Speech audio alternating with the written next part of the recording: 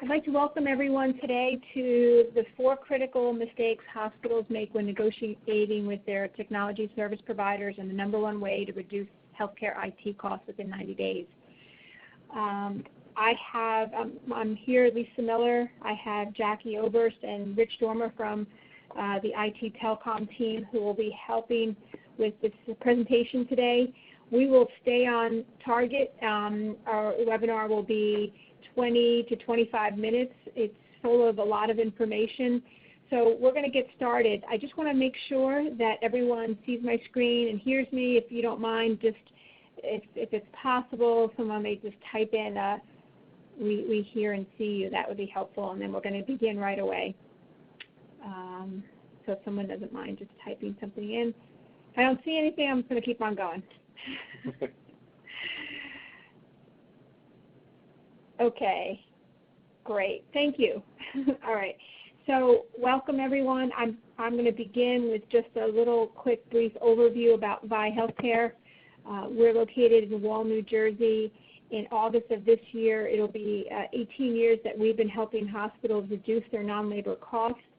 We have a specialization in IT, telecom, technology, cost reduction, as well as purchase services and other high-cost implant cost reduction services. And our approach is data-driven. We customize our approaches. However, with every engagement, we're collaborative and we make it sustainable. So when we leave, our hospitals are able to perform the same work. So just a brief overview about VI. And if you have any other questions, you can, of course, reach out to us, and you can see us on the web at www.viehealthcare.com. So we're going to jump into healthcare IT cost reduction opportunities really as an overview. And we'll begin with how we categorize the 3 components. And one is clinical technology, one is non-clinical, and the other is telecommunications. So the clinical technology can be the clinical decision-making with companies like UpToDate, Micromedics, Medicity, there's dialysis, and other health and other companies that focus on decision-making. There's non-clinical technology like Chronos or InfoR, Epic. There's revenue cycle, HIM, and of course telecommunication, where there's voice, data, wireless, and language lines. Rich, do I have anything to add to that? No, you covered it all. Okay. Okay, we're going to jump right into mistake #1, and that is not reconciling your paid invoices and your current open invoices to your agreement. We see this as a very, very big problem with technology and IT technology and telecommunications, and we're going to talk about 2 examples. Rich is going to begin with a clinical decision support case study, a mini case study that we had, and we're going to talk through that. And there was hello everyone, a medication management solution subscription, an annual subscription that we were asked to review and understand where the market was from a competitive standpoint. But we were asked the question, where's contract? What is the term and conditions? And we went back and reviewed and realized that while they were utilizing the medication management solution, they were also paying for it in an enterprise solution as well.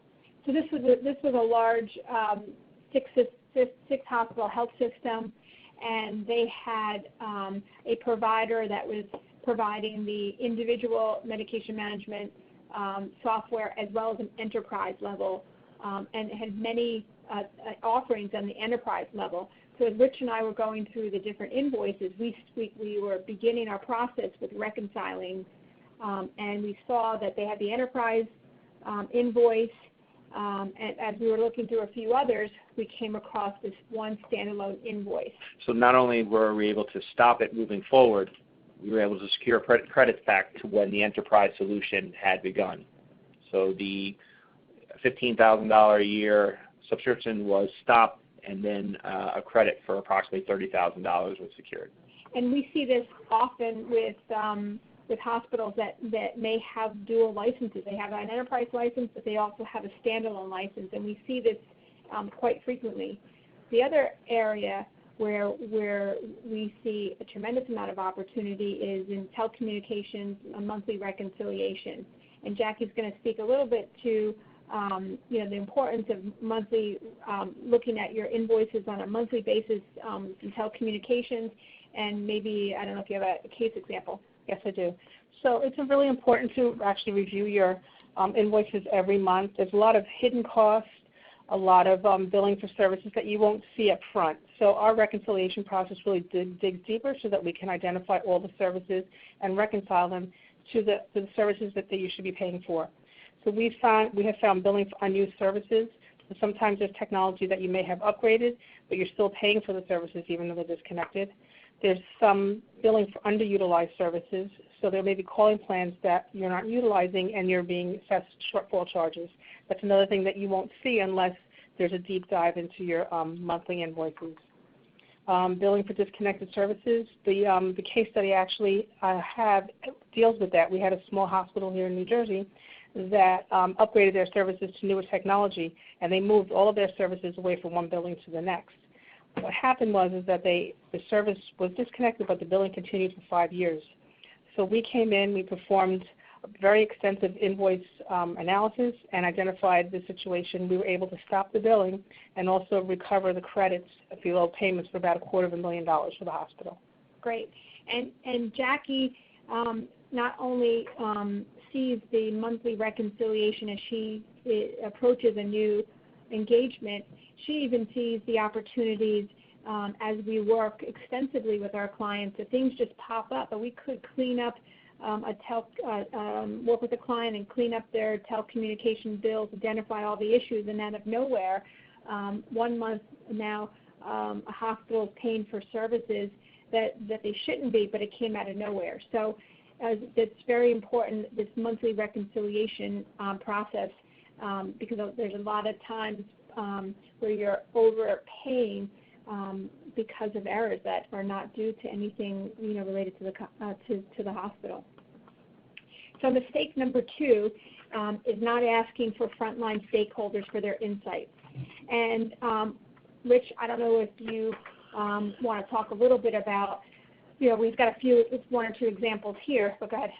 We recently were working on an analysis of a financial analytics tool that had about 7 platforms within the annual subscription. And what we did was, again, on our process, we validated that the pricing was correct, and then we went back to the frontline users, the real analysts that were using it, and found out that 3 out of the 7 platforms weren't even being utilized. So after internal discussions with senior leadership, it was decided just to get rid of it. It removed $26,000 annually. Right. And we have a number of examples and a number of areas where we see that technology is not performing as it should, but when contracting is renewing or even if supply chain renewing, whoever is renewing, sometimes those renewals happen, and yet the frontline users could give enormous insights into the performance of the technology. And so at that time, you can address those poor performing issues, but if they get renewed without the frontline stakeholders' insights, you miss out on that opportunity, as well as some frontline users are considering other options. And so their insights are critically important. I can't tell you how many times we've worked with a hospital and we're cleaning up, we're reconciling and kind of cleaning up different areas. But when we get on the phone with those frontline users, they have just an extraordinary amount of information and insights that we combine with our expertise. We work together, and then we're able really to put together this great strategy to reduce costs. So the insight is it's critically important to bring in frontline users of technology into the conversations. Mistake number 3 is not analyzing your current utilization of the technology and its performance. So I want to go back to Rich in a moment as an example, but as just a 30,000-foot view, every single technology platform you have, you can go ahead and ask your vendor partner for a utilization report for the last 12 to 24 months. Who are the users? Who is the technology? When was the technology last utilized? Those are great and important questions to ask. And I'll just jump in and do a case study. We had a hospital that was looking to, they had a 5-year technology agreement. This was going into renewal, and really they wanted us to benchmark the pricing to get a better price. And as we started talking to frontline users and asking for reports and utilization reports and digging in deeper, we had identified that the platform was being used about 20% and was just enormously underutilized. And so before we even got to benchmarking, we were able to size down the technology by 75%. So there was an enormous amount of savings, and then we were looking then to go ahead and benchmark. So the insight here is you may be paying for licenses that you've never used. And I don't know, Rich, if you want to jump in quick with a quick case example. And we do see this all the time with the amount of licenses that are being utilized depending on the per bed, but also workstations. And we had a case at the end of last year when a renewal came up where the renewal came in with over 30,000 workstation licenses, and it had been the same as the previous year. And we had asked the questions, when was those last times reviewed? Is it necessary? The proper steps. It went back to their team, took about a week, and they realized that about 40% of those licenses was not needed. Great. And this one's a biggie. It takes some work, it takes some due diligence, but it's certainly important. Better to right size your utilization and then go to benchmarking, and that's when you really reap the biggest cost savings. So mistake number 4 is not strategically negotiating. It is very time consuming and it can be difficult, right? So when you strategically negotiate, you've got to put together a plan, and it takes a lot of effort. But you must put together this comprehensive negotiation strategy that involves and aligns all technology stakeholders. And we build our negotiation strategy on our ROI process, reconciliation, optimization, and intelligence. And it's a very powerful way to reduce costs and achieve competitive pricing for your IT purchases. But sometimes we unfortunately see an IT or technology contract come through, maybe with only a few days left, and it's got to get a PO quickly and put through the system, or even if it's 30 or 60 days out, it may not be enough time to get a utilization report, to kind of have a conversation with the frontline users and get competitive pricing and kind of do all those things in the middle of all the responsibilities that you have as IT professionals. So it's critically important to build in a time frame to be able to strategically negotiate. Rich? And also just understand what the scope of the ramp-up period time is, because we see it in many cases where we'll come in after the fact and ask the questions, what's being utilized, and a lot of times it's not being fully utilized. It's overspec'd, and we've had many situations where on the front end negotiation where the IT providers are looking at what is it going to look like after 3 years and providing that proposal immediately. Well, it's not going to be like that for the first year or even the first 18 months. So they have to have a scaled down version, which, typically 30-40% lower costs.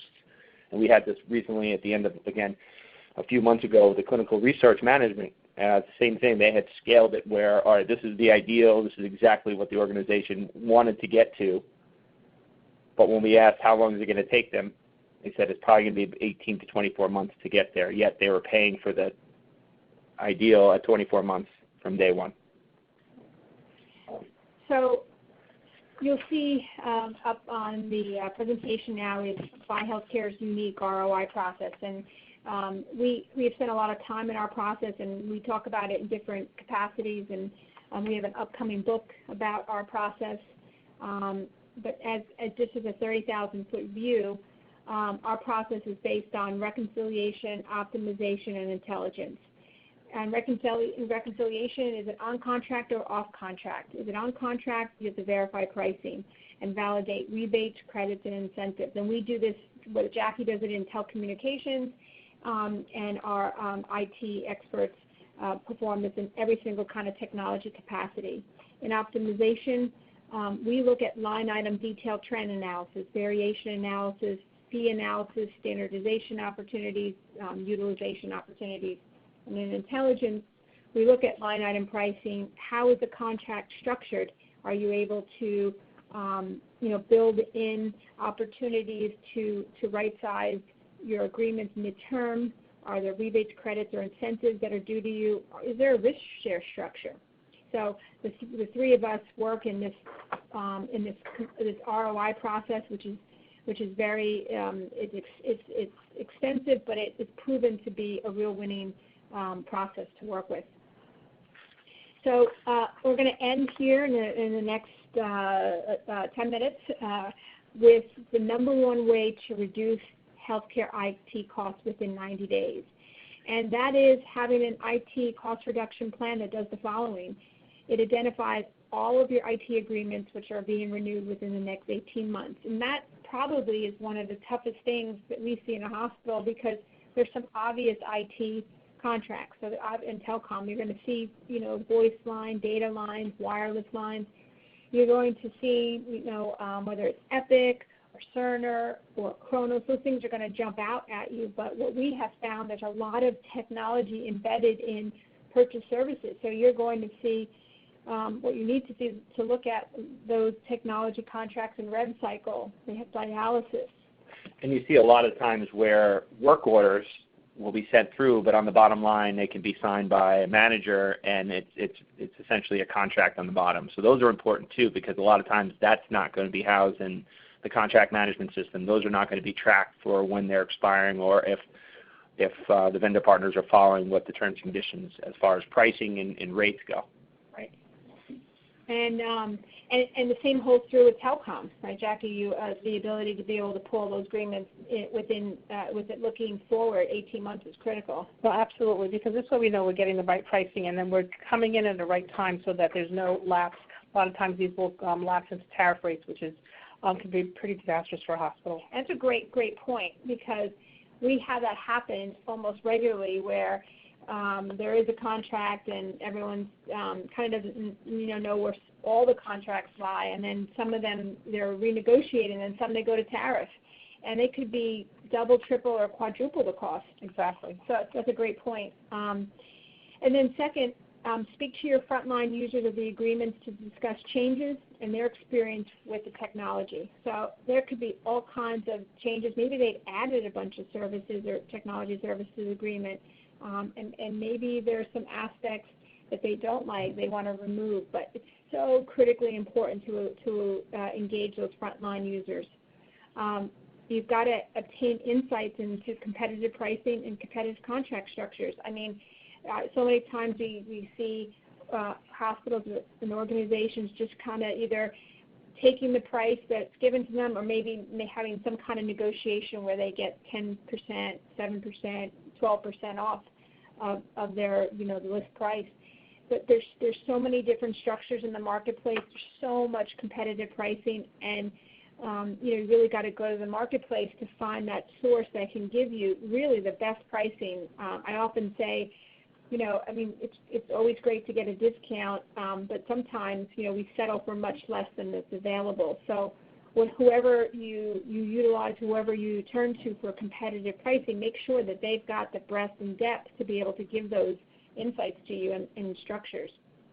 And it's really important to begin engaging vendors 4 to 5 months before the renewal, because two things: it gives you time to collect the data, it gives you time to negotiate. You don't want to be negotiating as the time running out and then the leverage turns to the vendor to say, you know what, we don't want to give you a lapse in coverage, and you're kind of like 2 weeks out, 1 week out, and you want to have enough time that you have that leverage. And many of the IT contracts have automatic renewals that are notified prior to 90 days before the expiration. So if you're having those conversations before the 3-month notification, that they lose that leverage of that auto renewal. Right. So that's our number one way to reduce healthcare IT costs within 90 days. It's really having a solid plan, and you have a solid plan with these 4 aspects. You're going to really be able to pull out some of those dollars in your IT budget. I have 2 more slides, and we're very excited to have everybody on our webinar, and those who will listen live and those who will listen later on. And the final 2 slides, one is this is our VISE IT technology and telecommunications cost savings ROI process. And again, we talk a lot about our ROI process, but this is a deeper look into it. And what we're able to do is to give hospitals a category spend insights. That's the 30,000-foot view into all of their technology spend. And we know, from working in this space for close to 18 years, and seeing all the new players come up, where those other technology costs may be embedded, and they're sometimes in non-typical places. So we give you the category spend insights, and then we're able to give you the deeper dive into your line item invoice detail analysis, kind of trending it, showing variations, showing spikes, abnormalities into the spend, and looking into optimizing that and showing you some of the variations that you may say, wait a minute, that doesn't make sense. Why are we using this like this? Maybe we need to not use this. And let's have a discussion about it, because that could save 20% of this contract by this one kind of outstanding variation.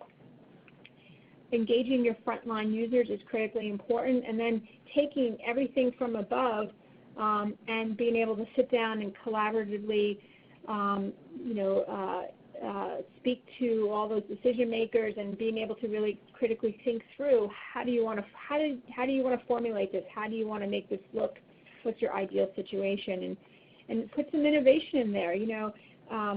We're in a very interesting stage in healthcare where we can put in different structures like risk share, or adding language that protects you against being overspending. I mean, if you think about it, why not include it in the negotiation process? And we encourage innovation in this process. And so that leads us to then putting all those pieces together and having to be able to strategically negotiate.